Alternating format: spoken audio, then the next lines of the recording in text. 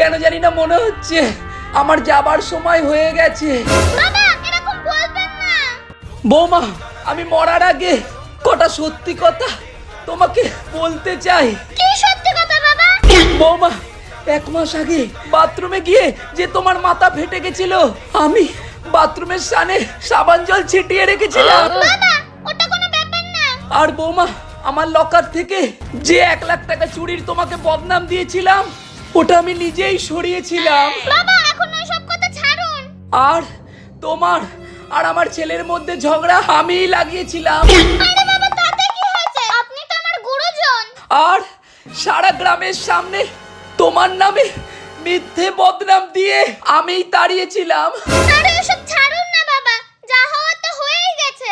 বৌমা, কেন জানি না খোকা আমাকে যে শীতলা মায়ের প্রসাদটা দিল, ওটা খাওয়ার পর থেকেই কেন জানি না মনে হচ্ছে আমার জীবনটা বেরিয়ে যাবে। কোনো ব্যাপার নয় বাবা, আপনার ছেলে আপনাকে যে শীতলা মায়ের প্রসাদটা খাইছে, আপনাকে মারার জন্য ওটার মধ্যে বিষ আমিই মিশিয়েছি।